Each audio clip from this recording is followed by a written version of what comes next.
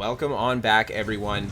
It is time for an update to the Stamina Nightblade build. We have gone for some big damage this patch.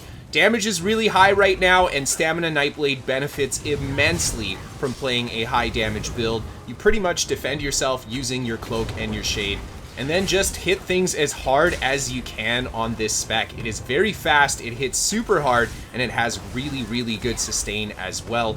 We are packing 26k physical penetration with 128% critical damage, and that's not even including the Balorg proc, which can bring us up to a maximum of 38k physical penetration. Now, I know that's a little bit on the extreme end of things, but people are packing a ton of armor right now, and this just allows us to hit most people like they're not wearing armor at all. I hope that you guys enjoy this build. In my opinion, this is the patch to be playing a Stamina Nightblade, so have fun, guys, and without further ado, let's take a look at that build. So starting off, I am a Khajiit on this Nightblade. Khajiit, I think, is the best race choice because we are playing a critical build.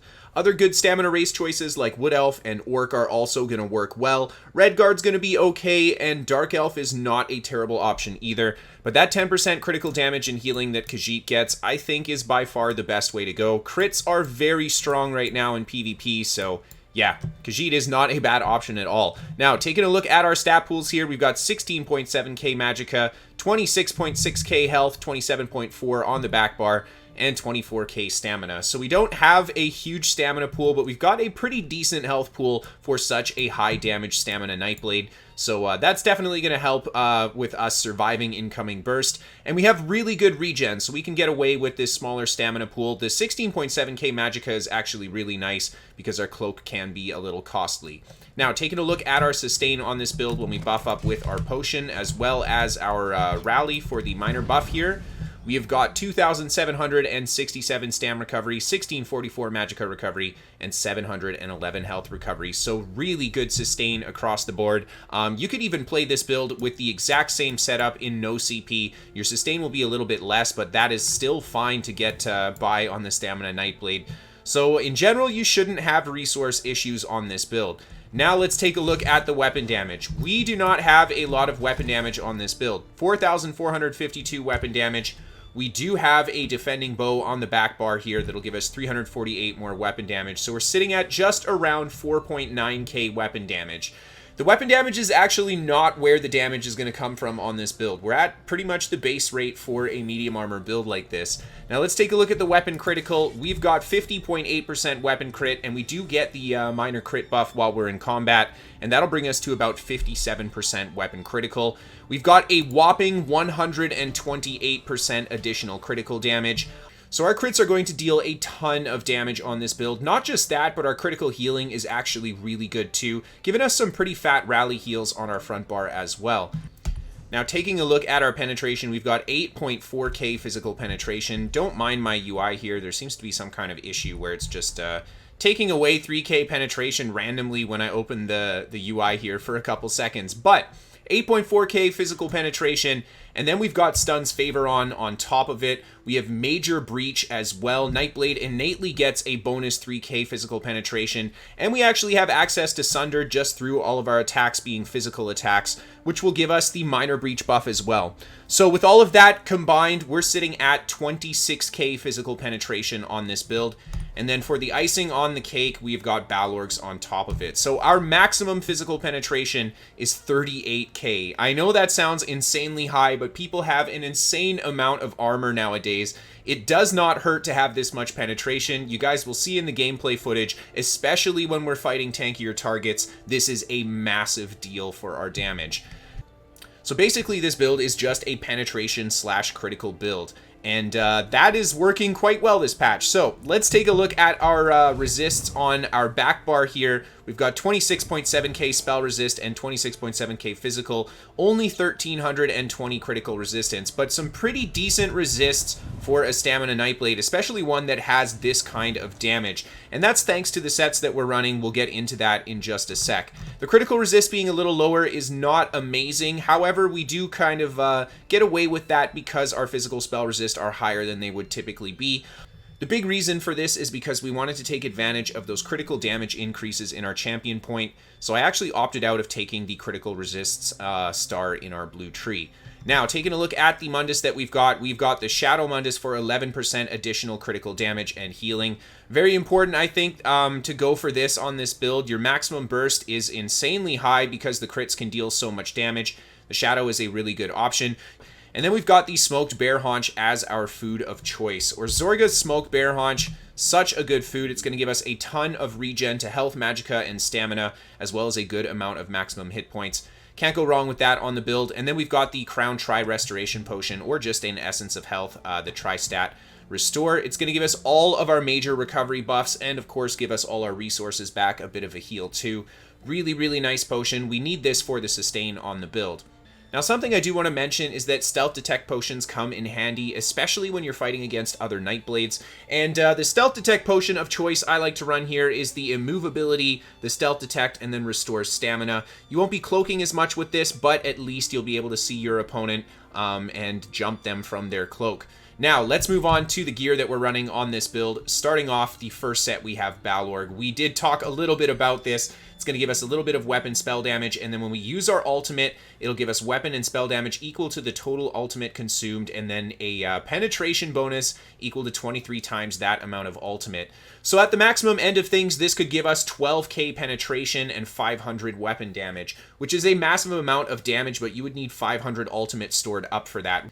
Realistically, you're probably getting around 100 to 150 weapon damage, and then probably 2 to 3k penetration from your Balorgh if you aren't saving up your ultimate and just kind of firing it whenever you want. That's still a really good damage increase. This is probably the best set in the game for PvP in general, I think.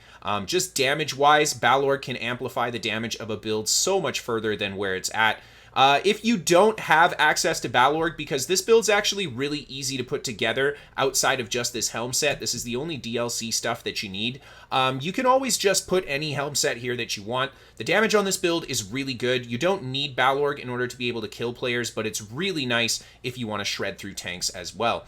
Now, taking a look at the other set that we're running, on our front bar, we have 5 pieces of Stun's Favor, and this is just a fantastic set for the Stamina Nightblade. We set opponents off balance when we stun them with our surprise attack, and that's going to easily increase our physical spell penetration for us, and then the 2, 3, 4 piece on Stun's Favor also gives us some really nice outgoing damage stats as well.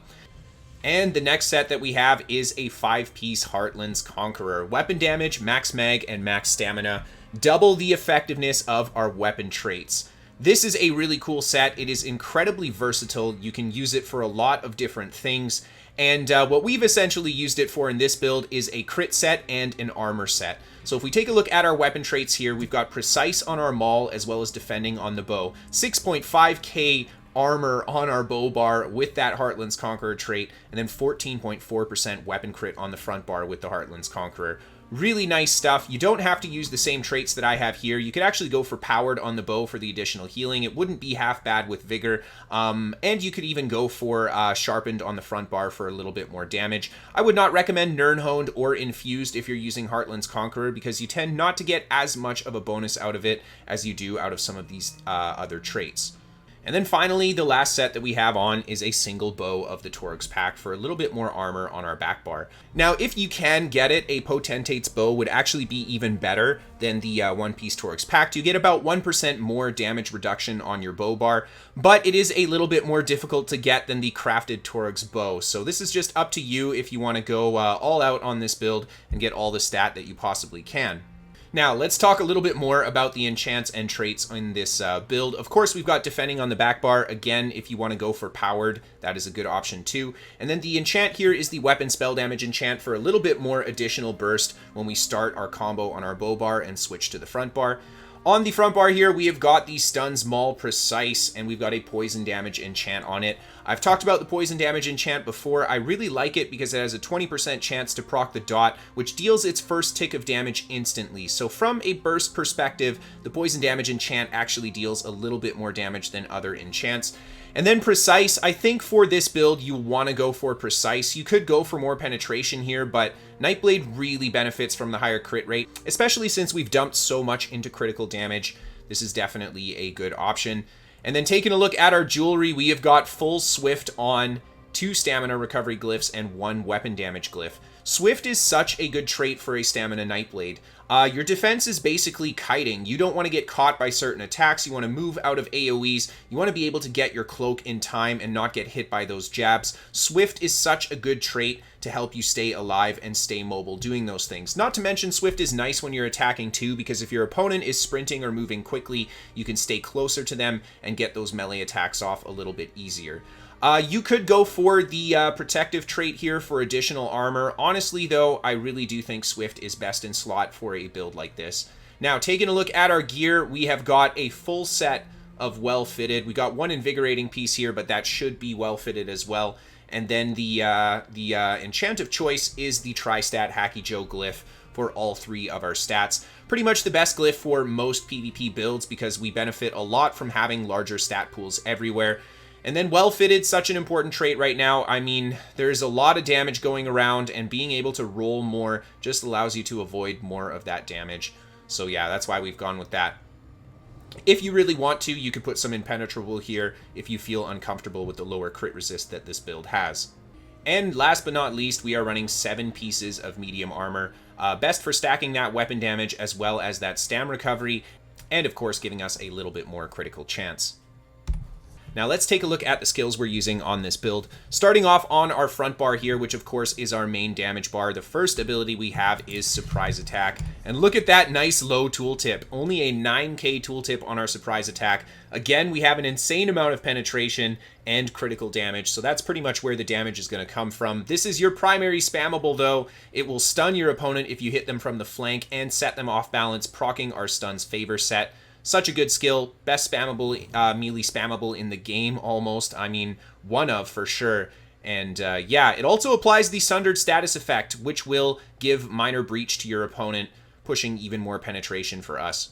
Now, taking a look at the next skill we have, it is Ambush. This is our gap closer of choice. Some Nightblades like to run Critical Rush as the gap closer. I like Ambush more because it just cancels the combo better, especially from stealth. You ambush in on your target without breaking your cloak, whereas the Critical Rush, you'll break your cloak as soon as you start moving. Now, Ambush will deal a bit of damage, and it will inflict minor vulnerability to the target, granting you Empower as well, increasing the damage of your next light and heavy attack for 3 seconds. The Empower is not to be overlooked. It definitely increases the total burst damage of our combo, and that minor vulnerability is a fantastic debuff as well. The combo of choice that you want to do on a build like this is something like a bow heavy attack while you're in stealth, go for a weapon swap into your ambush, and then a light attack surprise attack, taking advantage of all the ramping damage that you get on the surprise attack then. Now, the next skill that we have here is Camouflaged Hunter. This is here for the passive buffs that it gives. We get minor Berserk when we hit someone's flank, so synergizing really well with Surprise Attack and our Backstabber champion passive. We also get a little bit of weapon damage for slotting this ability here. It gives us the Major Savagery buff passively on our front bar, which is important because we are a crit build. And then last but not least, you can use it as a stealth detect. We are using Mark on this build, the one that pulls your opponent out of stealth. So that is technically a better stealth detect, or a little bit more reliable, but this is a good melee distance one that can prevent your opponent from entering stealth as well. Now, taking a look at the next skill, we've got Rally. This is our primary heal for the build. I know that it's kind of weird to have Rally as the primary heal, but we've got all our crit chance on the front bar, so this one ends up being the meat and potatoes of our healing, especially when we find ourselves getting burst. We also get the Major Brutality buff, and you get the Minor Endurance buff, great for our damage and our sustain as well. Now, the next skill we have is Relentless Focus. This is our hardest hitting single target ability that we have. On top of it, using this ability will give us a up to 10% bonus to critical damage and healing, which is really nice. And if you use this on someone in melee range, you'll get a heal for 33% of the damage you deal, so not bad in that regard either. Needless to say, you want to combo this skill as often as you can when you're playing a Nightblade. This is going to be your hardest smack. If you use this after using your incapacitating strike, you will combo someone for the hardest combo that this build can do. Now let's take a look at that ultimate incapacitating strike. This is going to deal a whopping amount of disease damage and cause your opponent to take 20% more damage from your attacks for 10 seconds. That is a huge amount of bonus damage, and that's why it can allow our Relentless Focus to hit so hard as well. If you cast it while you have 120 or more ultimate, it will also stun your opponent, and we get Reeve on the front bar, giving us a little bit of resource back when we hit an opponent with a light and heavy attack. That's actually nice because then we sustain a little bit better while on the offensive on this build too. I definitely think InCap is the ultimate of choice for this build. It's single target, so it synergizes better with our champion points too. And man, InCap just hits so hard and allows Nightblade to combo people for so much damage. So yeah, there we go. Now moving on to our bow bar, the first ability we have is Piercing Mark. This is here for that debuff that it provides, as well as the ability to prevent an opponent from re-entering stealth for 3 seconds. Against an enemy Nightblade, this can come in incredibly handy to prevent them from getting away from you or to prevent them from saving themselves from your deadly combo. So there we go. Really nice in that regard. The Major Breach cannot be overlooked though. The nice thing about Mark is you can use it without breaking your stealth. It does alert the target that you're going to hit them, so you oftentimes only really want to mark a player that's going to be bulkier and they already know that you're there and you want to combo them as hard as possible. Now, moving on to our next skill here, we have got Race Against Time. This is access to that minor force buff. It also gives us an immunity to snares and immobilizations for 2 seconds. Very important with gameplay like Cloak. Having that snare immunity allows us to actually utilize Cloak a lot more effectively instead of getting snared and bogged down in one spot. And then last but not least, we also get Major Expedition from this, our second source of Major Expedition, the first being from our bow dodge roll. Now, the next ability we have is Resolving Vigor. I'll buff up so you guys can see this measly 17.5k tooltip. It's not that impressive. Our Vigor does not heal as much as Rally usually because the crit rate on our bow bar is a little bit lower. However, we desperately need to have some sort of heal over time or sustained healing power outside of Rally for this build, and Vigor is the choice heal for that. Now, the next ability we have is Shadow Image. This is a very important part of playing a Stamina Nightblade, especially nowadays with how high damage is. Having your Shadow Image down so you can teleport back to it if you get in a really bad position just allows you to have a bit of a safety net if you find yourself getting slammed by a really bad attack or tons of AoE. I think it would be very hard to play a successful Stamina Nightblade, especially if players are hunting you really hard without Shadow Image. So yeah, I gotta highly recommend this ability. The minor maim it afflicts is really nice if you're in a more one-on-one situation as well. Now, taking a look at our final skill here, we've got Shadowy Disguise. Of course, this is going to be access to invisibility for us for 3 seconds. On top of it, we get a guaranteed critical strike on our next outgoing attack used within the next 3 seconds. Really nice because we're playing a critically focused build, so at least one of the attacks guaranteed to crit out of stealth just means that we're going to deal even more damage. And then finally, the last skill we have on our back bar here is Temporal Guard. The passive minor protection is nice because we are stacking a bit more armor on this back bar. And then on top of it, it can teleport us back to where we were 4 seconds ago, resetting our resource and our health. Really, really nice skill for something like this Stamina Nightblade because our entire kit is very kitey, and if we get caught really bad, this can essentially reset that bad move. Something like Temporal Guard and then shading right afterwards is a really good strategy to throw off a ton of players and get to a safe location. Now, you could actually use other ultimates on your back bar if you want. Honestly, Soul Tether wouldn't be terrible, or the other morph of it that heals you isn't a bad option either. But again, it's up to the user. I really like Temporal Guard because I like to play that kite style a little bit more. Now, let's take a look at the champion points that we're running on this build. Starting off in our blue tree, of course, you want to fill out all of the passives that you can. The important ones are going to be your precision for the crit chance. Of course, you want to fill in your penetration in the piercing here. And you definitely want to put some points into your maximum stamina as well. Now, once you put all those passives in, we're going to put in those 4 stars that we're actually slotting. The first one we have here is Backstabber, 15% critical damage when we hit an opponent from the flank. Very important for this build. I mean, the entire build synergizes around hitting our opponent's flank, so we definitely get a lot out of Backstabber. The next one we have is Fighting Finesse, 10% critical damage and healing. We are a crit build, so perfect. And then we've got Deadly Aim for 10% single target damage, and Master at Arms for 10% direct damage increase as well. This just buffs all of our attacks that we use, so we get a massive amount of damage boost from having a full single target critical kit, and taking advantage of that in the champion points here. That's why we don't have this critical resist star here. I do think that the additional damage is worth it to just forego that. Now, taking a look at the next tree here, our red tree. Of course, you want to put in all the passives that you can. The important ones are going to be that roll dodge, that max hit points, and yeah, I think those are the really important ones. The movement speed will be really good for you too.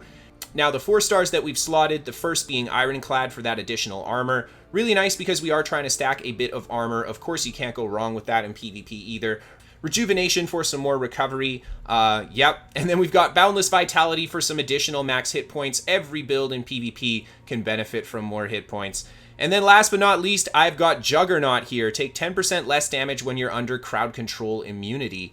I really like this because when someone hits you with a hard combo, they're often going to stun you. So this will help reduce the damage from the rest of their combo, making it one of the best defensive slot options for our red tree here in PvP. And there you go, guys. That is the build. All right, ladies and gentlemen, let's jump right into that PvP commentary. So we're starting off on a fight here. A couple blue players jump on top of me, trying to make some friends, but people aren't that friendly in Cyrodiil. So we just do a little bit of a kite. We throw the shade down, teleport back, and then we open up with the combo on the first player there. Get some good damage into him, set a fresh shade down, do a couple dodge rolls, and we just stay in cloak, resetting our combo here. Go for the player that's lower on health. He gets a huge heal from that other player, and we just shade right away out of there. I find with this build, your best bet is to just try not to get hit as best as possible. If you're in an exposed position, shade to safety, reset, re-enter from cloak, and then do some damage. So that's exactly what we do. We set the new shade down, and then we go that partial charged bow heavy, the ambush, the light attack, the surprise attack, and that player goes down. The next player we hit with our in-cap from stealth and then follow it with a light attack, surprise attack, and just like that, we bring 2 players down, showing off that big damage that this Nightblade build has. And this guy's on siege. We just go for a fully charged bow heavy attack into the surprise attack for the stun, and then just a light attack, surprise attack to bring that guy down. Looks like blue is rezzing some players back here, so I just head right back to where they're rezzing. I pressure the player that's lower on hit points because he's going to be having less resource just having been rezzed like that, but he goes for a really great counter stun, continues to spam his gap closer on us, and then we connect a nasty ultimate out of stealth, stunning him, give him a little poke with our light attack, and he goes down. And the enemy Sork does a good job dodging our initial combos there. So I go for the Spectral Arrow and then sprint towards him and do a light attack, surprise attack. That's actually a really, really good combo because the Spectral Arrow will land at about the same time as your surprise attack lands. That Sork, however, is he had some bulk to him and he had his shield up, so we weren't able to just outright kill him with that combo, but we just keep the pressure on him. And the damage from this build speaks for itself. I mean, these players here are going to struggle big time if we open with some big combos like that. There you see, we hit him with the surprise attack stun, and then we hit him with the merciless resolve, not spectral arrow, sorry, and we get that guy down as well. And then I head towards the last player that's on the resource here, just shooting at whatever's up top. We get a good stun on him, and then I kind of hold the heavy attack, expecting him to roll because he had a bow, but he just ends up jumping up and down, so we just land that heavy to finish him off. And there we go, moving on to our next fight here. We're hanging out on an enemy resource. There's a lot of yellow here. There you see that combo from stealth, the partial charged bow heavy, ambush, light attack, surprise attack. Nice and clean, a huge reason why I like using ambush because that combo can land so cleanly. And then we follow up the exact same combo on this next player here, so much damage, and then just a little light attack poke into the dodge roll to finish him off. Then we just stay in cloak for a little bit here, looking for a good target, get a good stun on this player there, and I go for the merciless resolve. He ends up dodging it. If we had gone for the surprise attack, we actually might have killed that player there because the surprise attack is a melee attack and the cancel will be instant versus the arrow off the merciless resolve actually has a little bit of travel time. So we ended up not getting the kill there because we did opt to use the more powerful but slower move.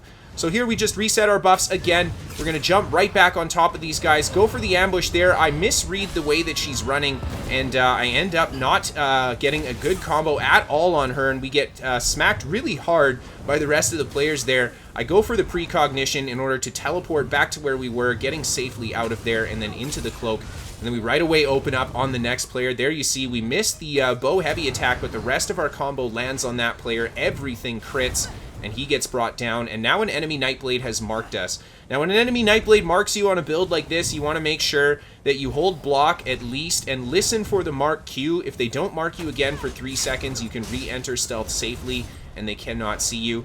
I keep just going for some opportunistic combos on these players. Sometimes I'll target a player that is a little bit tankier than the other ones, but honestly, this build can hit hard enough that we can bring down these tankier players with some big combos. There, unfortunately, we didn't get the crits that we wanted. The enemy player was very slow to respond, but she eventually does get her heals down, and we don't get that combo, unfortunately. We open up on the next player, and this time the crits come through for us. We get huge damage into that guy, and he goes down. We get marked again, so I just retreat back behind some terrain so that the marking Nightblade isn't going to hit us with a snipe or something. We get a really good combo on that player attempting to go for the res right away, opening on the next player there with the light attack into the ambush, and then the light attack surprise attack. We go for a big combo on that higher rank player there. Unfortunately, she just survives, and I decide not to stick out on top of her because I know there are more yellow players in stealth around here, and I really don't want to get bogged down by a lot of guard AoE and spam, especially something like a negate. So we just, again, opt for the reset. We get a good amount of damage on that player. There you see the spectral arrow coming through for 17k on that poor guy. And I try to get back into stealth here, get smacked by these yellow really hard. I did say there were a bunch of them in stealth, and down we go. Now, moving on to the next fight here, I had some fun in the sewers. This is such a great build to be playing down in the sewers because of the high stealth uptime, and you've got so many different places to run and retreat to. So right away, we open up on the first player there. I throw the ultimate down on him. I'm not really expecting to kill anyone when they're lumped like that, but I am expecting somebody to chase me. Now, the entire group stays pretty tight here, and they chase me together. A little bit of a sloppy aim there. I ended up hitting the heavy attack ambush on one player, and then the light attack surprise attack, or the second portion of the combo, on a different player. And there comes down the enemy meteor. I just pound the heals. We sprint on out of there, reset, and redo our buffs and everything. We've got a shade here too, but ideally we should have replaced that shade, but I right away just opt for some offensive gameplay. We managed to make the shade teleport in time. Little dangerous. We were kind of at the end of the timer on that shade, but we did manage to escape. And these players, they're waiting for me. They're definitely waiting for me. So the best bet, I think, is to try our best to split these guys up as much as we can. There you see, I follow the players in and then shade back, and one of the players was actually by my shade. I just keep running down the tunnel, and this guy commits to following me. We hit him with the ultimate from stealth, a light attack, surprise attack, and then I hold the heavy attack after that initial combo. He breaks the stun and rolls it, and because I hold the heavy attack, we can time it onto the end of the dodge roll, and we still connect at the end of his roll to kill that player. And then we come charging in here, that same light attack, ambush, light attack, surprise attack. We bring one player down there. It looks like the boss is actually taking these guys for big chunks of health as well, so we can take advantage of that and try to bring them down. I jump on top of the tank there. The enemy tank responds with the leap right away. We quickly get back into stealth. We're going to aim for a different target. A good stun on that player, and then we follow it up with another light attack, surprise attack, a nice crit on the surprise attack, and he goes down. And then we just keep doing some fencing with these guys. The shade is down here, though, which is very dangerous, especially with the boss spitting out so much AoE like that. So I just retreat. We set down a fresh shade, and I don't stick that combo out. Instead, we do it after I've reset the shade. I think that was the tank that just went down there. We just kept putting work into him, and you guys can see we're cutting through that armor, and we managed to bring him down. A big spectral arrow on that player, and then we're going to go for that nice 15k in cap on the last player as he gets pulled to the boss. And we managed to wipe the entire yellow group there for their Telvar. Really nice. Now we've got one more clip for you guys today, and this is outside an enemy keep. Right away, a huge gank on that first player there. We go for the partial charge bow heavy into the incapacitating strike, and then a light attack, surprise attack to follow it up. And then we jump on top of that player that's taken a bit of heat from the top of the tower. The blue player's going down really fast here. Now, this isn't my keep. This is a yellow keep. So if we're killing the blue players out here, we can expect the yellow to start coming out of the keep. Here we see a couple yellow players on their way. I just stay in stealth, and we're just trying to look for those combos here. This player wants to pick a fight with us. He gives us a couple pokes with the Force Pulse. Then I go for that partial charge bow heavy into the surprise attack. I love that swap combo, and then just feed a couple surprise attacks into him, and we finish that player off. The Nightblade that just jumped on us actually got killed, I think, by the yellow players that are now really starting to push in this location. And we're just patient, just looking for more opportunities to get some kills. We get a good stun on that Necro, a nice big crit coming through again, and yellow coming in with that execute to help us get the kill there. And just like that, it looks like blue is out of the picture, and it's just us and yellow left. There's the Templar looking for us there. I'm not super keen on showing myself when there's that many yellow in the field, but a lot of them have run to the gate now. And we're going to try to open up on the enemy. Nightblade is actually the one that I wanted to target, but he goes in stealth, so I just put a little bit of damage into this guy. Now notice I don't stick out the combo and just keep feeding him the attacks to kill him. He's a lower level player. I'm not super worried about the damage that he can deal. I'm more concerned about the Nightblade that went into stealth nearby him. And now we can see the Nightblade's jumping on top of me here. I try to hit him with the surprise attack. He does a good job reading that we're going to attack from stealth, and he rolls into cloak himself, and we're just going to recloak here. Unfortunately, just popped there by the enemy Sork's armor, and then a big amount of damage from the Warden there. He's spamming Bombard, and I think he has the Beetles up on us as well. We managed to get back inside here, set down the Fresh Shade, a fully charged heavy almost from stealth there into the in cap. Light attack, surprise attack, and we nuke that poor guy right away. And then jump on top of this enemy Sork. We get good damage into her. She actually blocked a majority of that combo, and we still hit her super hard. I go for the partial charged heavy off my bow there.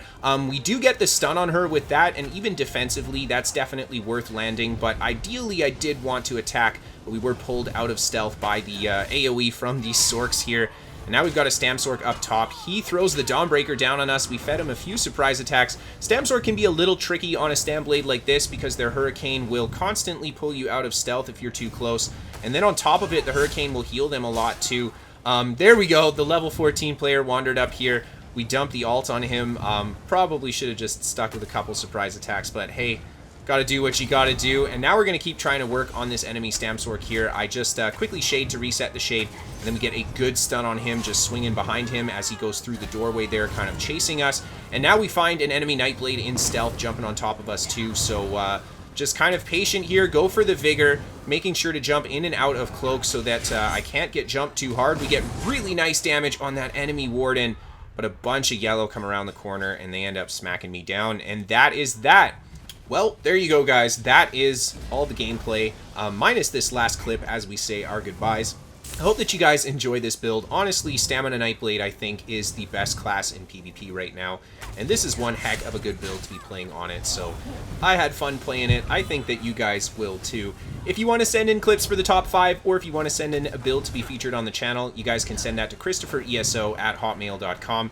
If you guys want to catch me live, give me a follow on Twitch, and of course give me a follow on Twitter if you guys want to keep up to date with me. You can find a written guide to this build, as well as a hub for all of my ESO content and guides for other builds on my website, KristoferESO.com. We are sponsored by What the Fast. They're a VPN for gamers. They can give you better ping to your favorite games, and they're free to try for the first month. A link down below in the description for you guys. And then last but certainly not least, a massive thank you and a massive shout out to all of my patrons on Patreon.